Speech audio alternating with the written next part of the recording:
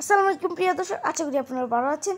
আজকে শখের রান্না করে থাকছে চালের গুঁড়ি দিয়ে নুনের বড়া। নুনের বড়া বানানো যতটা সহজভাবে সম্ভব ততটা সহজভাবে আপনাদের দেখানোর চেষ্টা করব। প্রথমে একটি পাত্রে নিয়ে নিব পানিটা গরম হইলে তারপর এখানে কিছু পেঁয়াজ বাটা, কিছু আদা বাটা এবং কিছু রসুন বাটা দিয়ে দেব।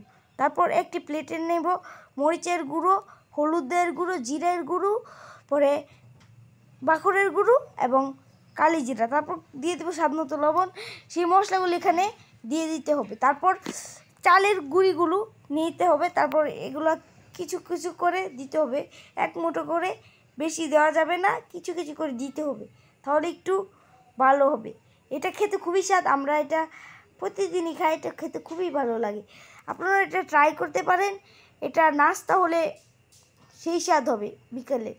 তাহলে তারপর এটাকে আমরা ঢাকনা দিয়ে ঢেকে দেবো 20 মিনিটের জন্য। 20 মিনিট পরে আবার ফিরে এসে এটাকে নাড়াচাড়া করতে হবে, যাতে এই মশলার সাথে সব চালের গুঁড়ো মিশে যায়।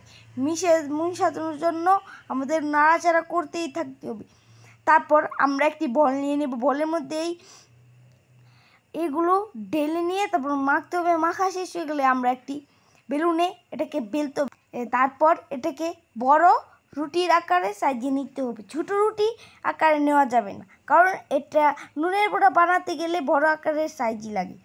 তারপর আমরা একটি পরিমাণ মতো গ্লাস নিয়ে নেব, গ্লাসের মুখ দিয়ে আমরা কেটে নেব সাইজ মতো নেওয়ার পরে আমরা এটাকে একটি পাত্রে নিয়ে নিব। তারপর একটি কড়াইয়ে কিছু তেল দিয়ে দিতে হবে। তেলটি গরম হয়ে আসলে একটি করে কেটে নেওয়া নুনের বড়াগুলো দিয়ে দিতে হবে। নুনের বড়াগুলো দেওয়া হলে লাল হয়ে আসলে তারপর এটাকে উল্টে দিতে হবে, যাতে অপর সাইডটি লাল হয়ে যায়।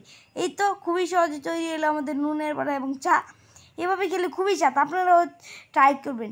এটা খেতে খুবই স্বাদ, ভীষণ অসাধারণ। আসসালামু আলাইকুম।